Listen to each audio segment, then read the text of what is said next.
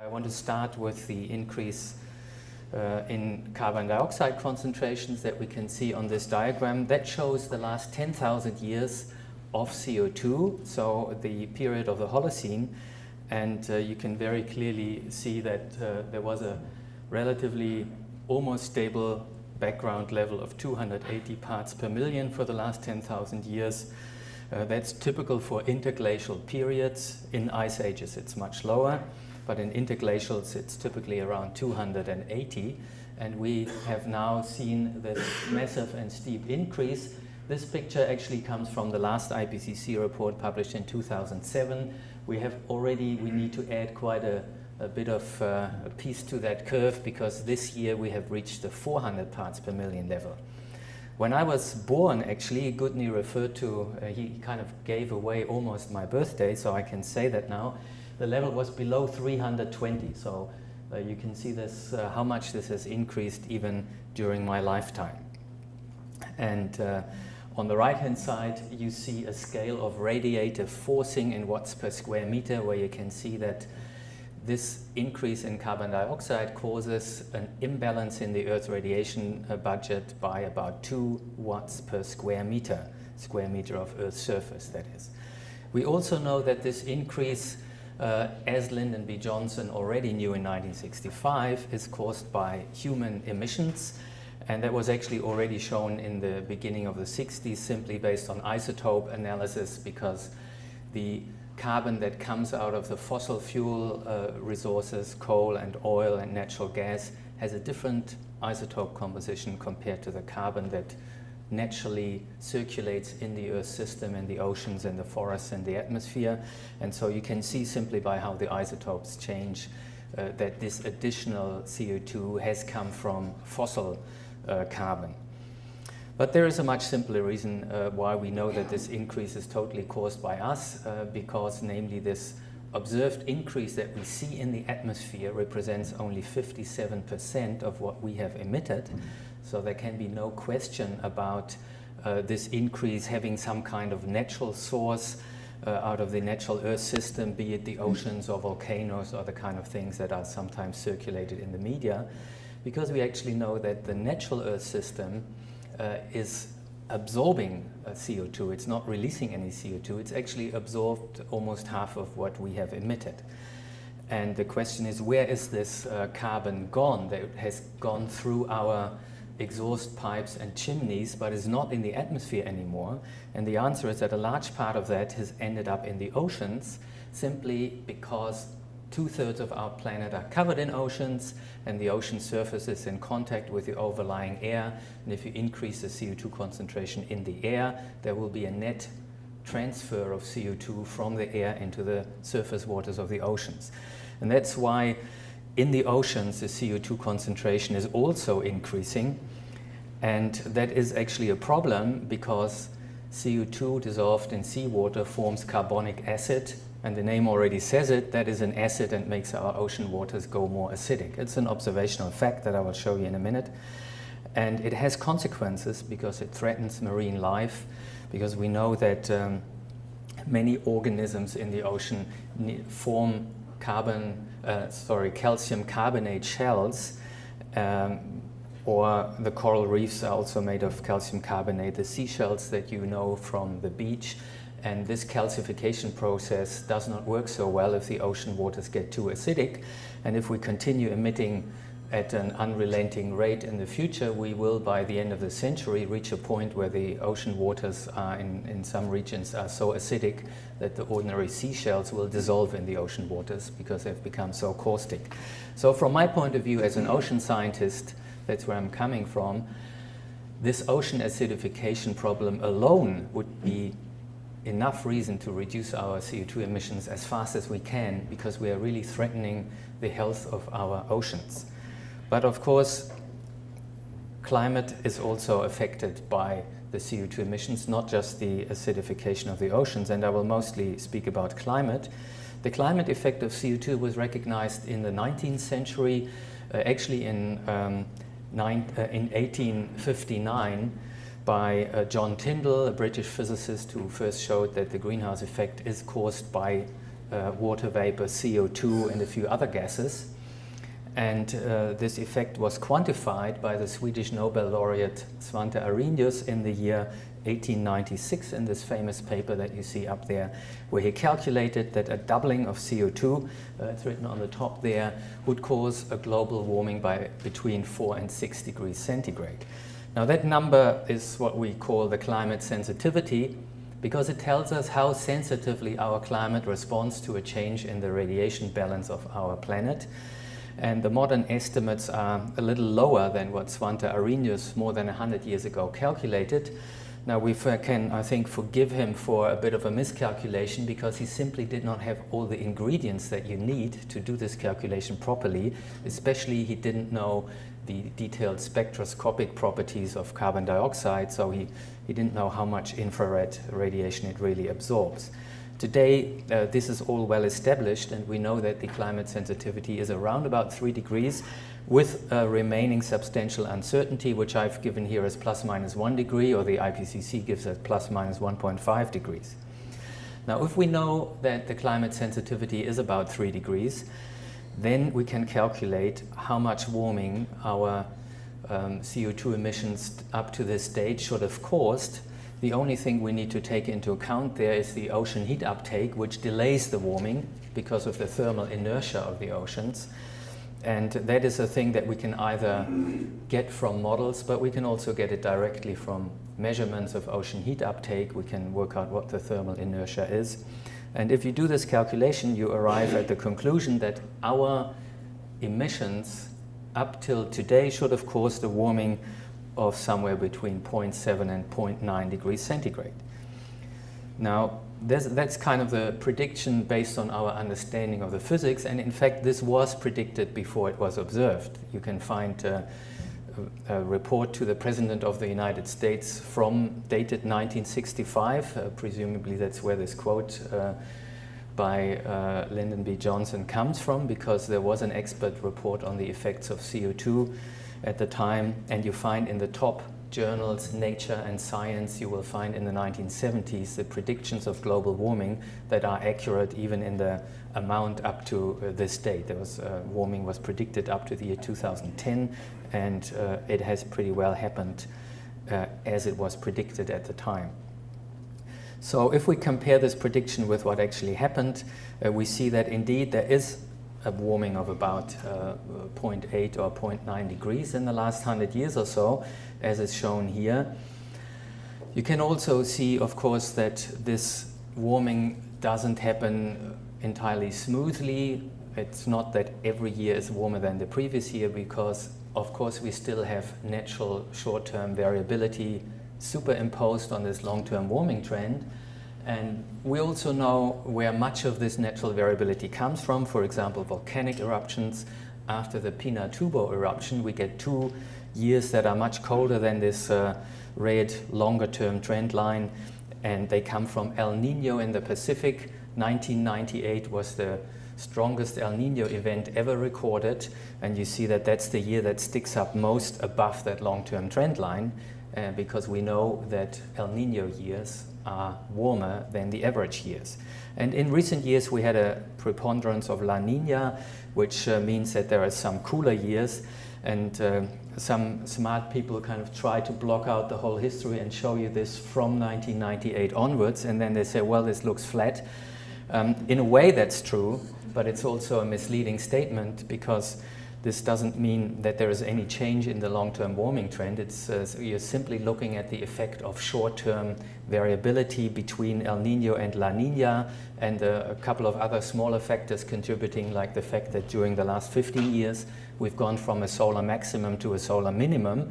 That is just a kind of, I'll show you the solar cycle in a minute. So that's not any change in trend, it's just a cyclical phenomenon. Now we can also compare whether this observed warming agrees with what the IPCC has predicted in its previous 2 reports, which the IPCC scenarios are shown in blue and green here. Now note that these IPCC scenarios, these lines are all smooth. They don't show the short-term variability, because that's not something that IPCC tries to predict, or it also couldn't predict it even if IPCC wanted to predict that, because the variation between El Nino and La Nina is strongly affected by random chance, so it's stochastic, it's unpredictable, and that's why IPCC doesn't attempt to predict that. So you will find a statement in the latest IPCC report which kind of says that this kind of evolution over the last 15 years was not predicted like that by IPCC, but that's kind of matter of course, because the IPCC does not predict the future 10 or 15 years. It's never tried to do that, because short time scales like that are dominated by short-term natural variability, and IPCC predicts the long-term climatic effects of our increase in greenhouse gases and other substances. By the way, what you're looking at here in the pale pink curve is the actual observed global mean temperature average from 5 data sets, including 2 satellite data sets. That's the reason why in this curve, this El Nino peak 98 is very high, because the satellites don't measure surface temperature, they measure the troposphere, which responds about twice as strongly as the surface temperatures to an El Nino event. But the dark red line is what you get when you adjust this observed global mean temperature from a very simple, straightforward correlation analysis. You subtract the effect of El Nino out and of the solar cycle. You can get to that with correlation. It's like adjusting unemployment statistic for the seasonal effect. You look in the past how the seasonal cycle correlates with the unemployment numbers, and then you subtract that out. And if you do that, you get the dark red line, and then you see you get rid of that El Nino peak. The last La Nina years, the cool ones, come up closer to the trend line. So you reduce that short-term variability quite substantially, and you can see then that indeed we are in the middle of what IPCC projected what the temperature rise would be during this time interval. Now, I already mentioned solar activity. I do that because it comes up again and again by people who want to kind of blame global warming on something else, not human activity. And the solar cycle is shown in yellow down here. The global mean temperature is shown in the gray line, and the CO2 concentration in blue. And an important part of this diagram is how these curves are scaled relative to each other. So I have not scaled the CO2 concentration versus temperature by fitting it so that it fits best. I have scaled it independently of that, based on the estimate of climate sensitivity. And so if you believe that climate sensitivity estimate that I gave you, then that's what you get. You get a kind of CO2 curve that scales, translates into temperature according to that scaling, and you see that kind of nicely fits the temperature increase that is observed. That actually happens to be because you wouldn't expect actually that CO2 alone would explain the full warming of the last 50 or 60 years, because there are other factors. There are other greenhouse gases that we emit, and there are cooling effects of the aerosols that humans also emit. But by chance, the cooling and the other warming effects that humans are causing roughly cancel out, so that the total anthropogenic effect equals the effect of CO2 alone. That's those 2 watts per square meter forcing. And the natural effects are estimated to be close to 0. You can see that in this diagram immediately for the effect of solar activity. That is scaled according to how the sunspot cycle correlates with global temperature. But the bottom line is that you only see a 11-year cycle. It's the well-known sunspot cycle, but you don't see any significant trend. If anything, the trend is slightly down since 1950. And we have, in fact, recently, in recent years, had the deepest and most prolonged solar minimum since the satellite measurements began. And that coincided just with the warmest year on record. That already is a strong illustration of the fact that solar variations play a very minor role in the climate evolution of the last 60 years. Now, it would be nice to look back further in climate history, how the temperatures have evolved. And actually, my main field of research in the last 25 years has been paleoclimate. And I want to show you the kind of latest results for the whole Holocene. This year, for the first time, by colleagues from the United States, a reconstruction of global temperature for the whole Holocene has been published, and it looks like what you see up here. Basically, the early parts of the Holocene were quite warm. We can explain that with the orbital cycles, which are the causes of the ice ages. We've actually come out of an ice age here, so we come kind of from the bottom here, temperatures go up because the solar radiation in the north has increased due to those cycles in the Earth orbit with a period of 23,000 years. So you can see kind of one half of that orbital cycle here. And then you have this famous Holocene optimum there. And after that, for the last 6,000 years or so, we see a gradual decline in the temperature. And this decline would have almost certainly continued if human activities hadn't kind of radically turned this curve around, and within the last 100 years we've made up for the effect of 5,000 years of cooling here. And Mike will later on discuss paleoclimate a little bit more, and especially the last part of that, the last 1,000 years, which show you the kind of decline which from what's known as a medieval warm period into the Little Ice Age, which happened kind of, if you see this on this scale here, you see that that's just the tail end of a much longer term cooling that we have seen throughout the Holocene. Now, if we come to that recent warming period, the latest IPCC report has a nice compilation of all kinds of measured data sets that show what is going on in our climate system. You see here on the top left the land surface air temperature, 4 different data sets. The second panel is 5 data sets of the sea surface temperatures around the world. The third one is marine air temperature. Then below that, that one is sea level. Below the sea level is the summer Arctic sea ice extent, which is going down, of course. And then the right-hand column is the tropospheric temperature, and then the oceanic heat content. Then we have the specific humidity of our atmosphere. This is an effect of basic physics. When the air gets warmer, it holds more moisture. And that's actually what we observe. And that is very relevant for the risk of extreme precipitation events.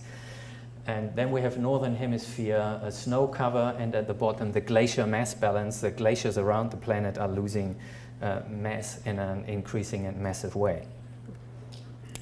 Now, one aspect of that is the Arctic sea ice cover. This is what it looked like in the 1970s. I think here in Iceland I don't have to explain what sea ice is and what the Greenland ice sheet is. Usually in Germany I have to explain the difference between continental ice and sea ice and explain that the Arctic actually is an ocean up there. I don't explain this here. That is what it looked like in the year 2012. So if you compare that again, the difference between the 1970s and 2012, you see that almost half of the surface of the ice cover in the Arctic Ocean in summer has gone already. And because it's also getting thinner in terms of the ice volume in summer, already about 80% of it has been lost. And nobody knows when we will see this kind of a picture on the front pages of our newspapers.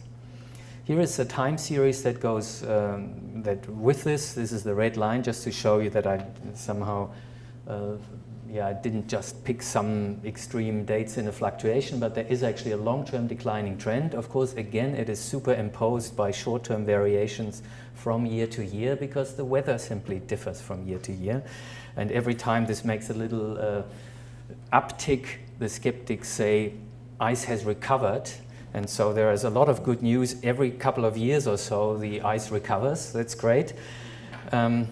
Actually, after that record minimum in 2012, I was reading a paper about a record recovery, record ice growth as we are going into the winter. Because if you start with a record low in the summer and the polar night comes, obviously you get a record ice growth. It's as simple as that.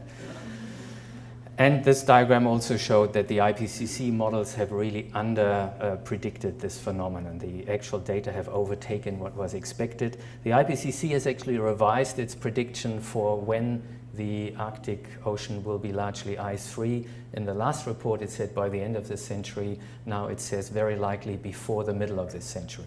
And actually quite a few scientists think that might still be an underestimate and it could happen substantially earlier than that. Now let's look at the future. For the future we have scenarios, which means that we use a range of assumptions about what the future emissions are. That's not a prediction problem, you know. I think as climate scientists, we are not interested and not able to predict future emissions. What we can do is that we can evaluate the consequences of a range of different assumptions depending on how much we will emit in the future. And these are the kind of two extreme ends of that. The kind of highest plausible and the lowest plausible emissions in the future, and then of course the reality is likely to be somewhere in between, depending on how much we emit.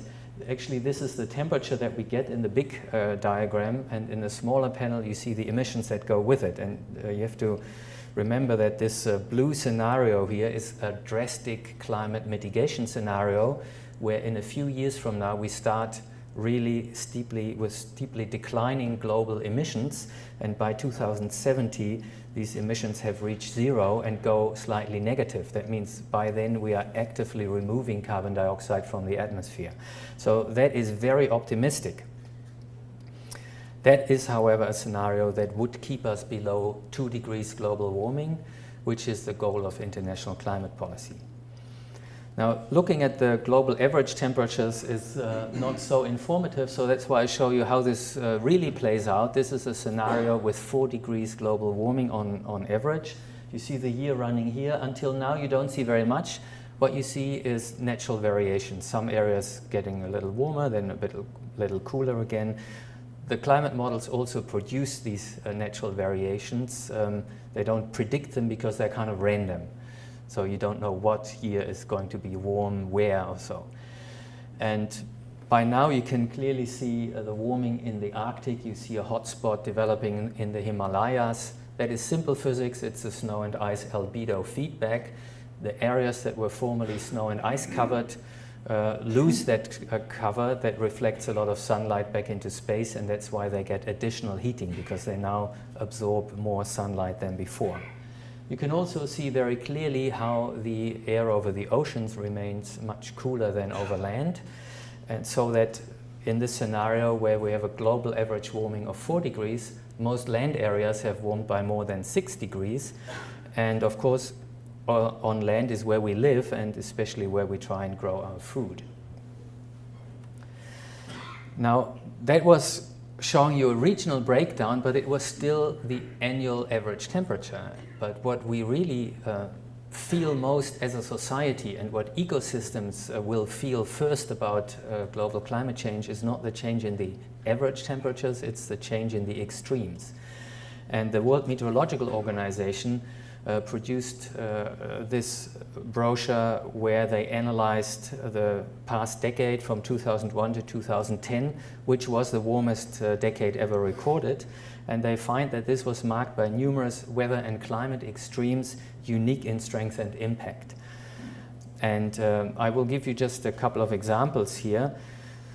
The most obvious example is heat waves. Every layperson will expect that as temperatures get warmer, you get more and more intense heat waves, and that's indeed the case. Here is the statistics for Europe, where we have particularly good data going back to the year 1500 AD, and we can see here on this diagram, every vertical line is the temperature of one summer since 1500. The cold ones are on the left. The coldest one was 1902, and then the hottest summers are off to the right, and most of them cluster in the middle, of course, where the diagram gets kind of diffused because all the lines are on top of each other.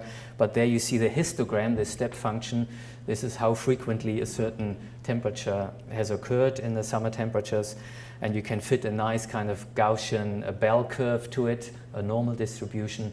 But you can very clearly see that in recent years, since the turn of the millennium, we have really marched off to the right outside that Gaussian distribution, way outside in fact, and the hottest years on record here were 2010, 2003, 2002, 2006 and 2007, the hottest summers in Europe. And 2010, this is a picture from an airport near Moscow. You can remember the news stories about this extreme heat wave and all the bushfires around Moscow, and the fact that Russia had to ban its wheat exports, which then drove up food prices around the world. And people relate that to political instabilities in a number of countries. So these are events that have a real impact. For the heatwave 2003, we had about 70,000 additional fatalities in Europe. And you can see that this is clearly not just random freak events, but there is a systematic effect going on here. We have, in fact, investigated this for the whole globe, looking at 150,000 time series from 1880, and we looked at how often you see a record hot month in the last 10 years as compared to how often you would have it in an unchanging climate. And this is a multiplicative factor that is shown here. So if the number is 10 here, where this kind of orange color is, then we have found in the last 10 years there were 10 times as many record hot months as you would expect without climate change. And the global mean of this is 5. So we now see 5 times as many record hot months than in an unchanging climate. That actually surprised me, but when you do the math and the simple stochastic statistics of that, it's actually what you expect. So it's, in a way, it's not surprising once you have thought this through. But I think intuitively to most people it will be surprising that after only 0.8 degrees of global warming, we already have 5 times as many record hot months. So you can say that a month like July 2010 in Moscow, which was the hottest July ever recorded there, it would have a 1 in 5 probability that it could have occurred by chance, and a 4 in 5, an 80% probability that this occurred because of the global warming. Now, in terms of the extreme events, there is an additional new exciting piece of science going on at the moment, and that is relating these events to planetary waves in the atmosphere. And you can see these planetary waves when you follow the path of the jet stream that is shown here. And now you see the jet stream suddenly throws up these big meanders, and this is the effect of the planetary waves. And these planetary waves are a consequence of the density gradient between the cold polar and the warm tropical air on a rotating sphere. You can write down the dynamic equations for that and derive a wave equation. And the interesting thing is that this wave equation has a resonance condition, and under certain conditions these waves start to resonate, and that means their amplitude gets very large and they stop in their tracks, they stop moving. And then a study that we did finds that whenever that happens, when you have a resonance condition for these waves and they get very large and they don't move very much anymore, you get a real extreme weather events. That was true for the 2002 Elbe flooding in Europe. It was true for the 2003 European heat wave. It was true for the 2010 Russian heat wave associated with this Pakistan flooding event, and a number of other also United States record heat waves. And it turned out again this May when we had massive flooding in Germany. This is the picture on the right hand side. It's a kind of picture of the atmospheric winds in north-south directions in May 2013, which is a way of graphically depicting these planetary waves.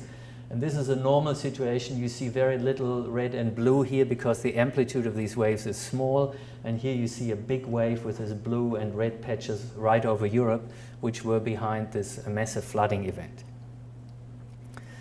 Now I want to talk finally, last impact I want to mention is sea level rise as another areas of my own research. If you just look at the data, sea level is going up. I think everybody knows that. But if you look at it here, I think you can see by eye that it has accelerated, and indeed that's a conclusion of the new IPCC report, that sea level rise has accelerated. It's at the end of the century, in the last 20 years or so, it's more than 3 millimeters per year, whereas at the beginning of the 20th century it was around about 1 millimeter per year, so you kind of see a 3 times faster sea level rise lately. And of course it would be nice to see this further back in time, and there you can go to proxy data, and I was involved with some US-American colleagues in a field study in the Outer Banks of North Carolina. See some pictures here. How we have been taking sediment cores in the salt marshes there, that is kind of peat that you drill into, and because that has kind of gradually formed in the sediments over the last millennia, you can use it to reconstruct the sea level evolution over the last millennia. And we've done that here for this particular location for the last 2,000 years, and it looks like that blue curve here. So we find relatively flat, relatively stable sea level. That is also in accord with data from many other locations around the world. You see a little bit of rise there that we can associate with the medieval warm period, and then a kind of flat bit or even slight slowdown, drop in sea level associated with a little ice age. And then you see how sea level rise really takes off in the last 100 years, which shows the fastest rate of rise is actually 3 times faster than in any century before that. And the IPCC, in its report that was released at the beginning of this week, has a nice kind of compilation of different data sets for the past and its own scenarios for the future of sea level. You can see we're coming from relatively stable sea levels, and it's kind of increasing in the 20th century. And even in that blue scenario, that's the one with the really drastic emissions reductions, the IPCC expects a further acceleration of sea level rise. That's simply to do with the long inertia in the climate system, especially in the sea level response. And even for this massive mitigation case, we get an additional over 40 centimeters of sea level rise in this century, according to IPCC. Last century we had about 20 centimeters.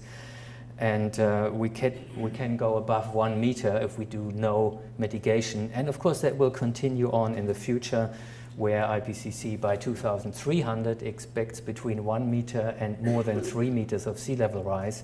Then we're really talking about loss of entire island nations, big coastal cities that will be very hard to defend against this amount of sea level rise. And one of the kind of wild cards and not yet fully understood parts of the sea level problem that will unfold in the long run is the stability of our ice sheets, for example, the Greenland ice sheet. And the IPCC has now recognized that the Greenland ice sheet is less stable than it previously thought. The threshold, there is a critical threshold of warming beyond which we will lose the entire Greenland ice sheet, because there is a vicious cycle that it's set in motion then. And in the last report, IPCC thought it is between 1.9 and 4.6 degrees warming.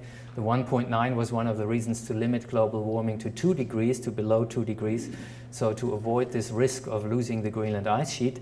Now the IPCC report said, well, that threshold is between 1 degree and 4 degrees, so it's kind of lowered it, partly based on this study, which was carefully calibrated based on the Eemian interglacial about 120 years ago, when the Greenland ice sheet was substantially smaller. The Greenland ice sheet is considered more unstable than in the past. We can also see that the IPCC revised the sea level rise for the Eemian interglacial 120,000 years ago quite a bit upwards. In the last report it said it was 4 to 6 meters higher then. Now it says it was 5 to 10 meters higher than now, with high confidence, and this was only 1 or 2 degrees warmer than the present. So what can we do? That is my final point.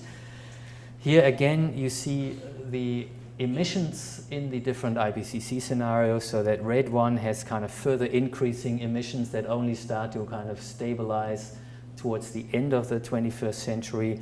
The blue scenario at the bottom is that one that I mentioned, drastic reduction starting very soon in the next few years, and then zero emissions by 2070. And there are these scenarios in between. But ultimately, we have a choice between a 2 degree warmer world or a 4 degree warmer world, as shown in the bottom panel, where we see the temperature projection for these cases. Or, of course, we could end up somewhere in between. And so what do we need to do to actually limit global warming to 2 degrees? After all, that is the official goal of practically all nations on Earth, agreed upon in Cancun a few years ago, 2010, that the warming should be limited to that level. And I, for the last 8 years, was part of the German Advisory Council on Global Change, appointed by the German government to advise on these matters, and we have produced a pretty comprehensive report on how these emission reductions that are required there can be achieved. And I can just give you some very few highlights of this. The first conclusion, that it is technologically possible without welfare losses of any size or so, we can transform our energy system. We have the technologies already. We don't have to wait for some magic new invention. We have enough technologies so that we even have various pathways with different technology mixes that can supply the growing global population with energy and at the same time limit the warming to 2 degrees. The costs of this would actually be quite moderate. We're talking about a few percent of the global GDP, and that means that, you know, how the economists, when you look at the scenarios of the economists, they think that by the end of the century, the whole world per capita will be about 8 times more wealthy than we are now, for example. And this point where we are 8 times more wealthy will be shifted by 1 year later or so if we invest all this money in climate mitigation and limit our warming to 2 degrees. But another conclusion is that not doing this, not limiting the warming to 2 degrees, will be much more costly in terms of the climate damages that we can then expect from extreme events, from rising sea levels and so on. Also important, delay will be costly, because the more we emit in the coming few years, the less we can emit in the future, because it's the grand total that counts. It's not the emissions per year that counts for CO2 because of the long lifetime. So we have a limited amount that we can still emit, and if we waste it, we squander it in the next few years, we will have much less left in the future, and we'll have to reduce the emissions much more steeply, and any economist will tell you that that's going to be costly if you have to go for very rapid reductions. In that sense, it's very sad and depressing that after the Rio summit in when was it? 92, I think, more than 20 years ago by now, humanity decided to prevent a dangerous climatic warming, but it didn't actually do anything, because had we started emissions reductions 20 years ago, we could have reduced them at a very slow and gradual rate, but because they have increased further for 20 years, we now already have to hit the brakes much more strongly, and if we wait another 10 years, it'll be almost impossible to reach that goal. Now, the bad news is that the current investment in financial terms and the current policy commitment is clearly insufficient. If we just continue the kind of slow pace of global climate negotiations and slow pace of climate policy adopted in separate countries, we will not stay below 2 degrees. We're heading for the 3 to 4 degree world. And we need to at least double the rate of reduction in carbon intensity, that is the amount of CO2 emitted per unit of GDP that we produce.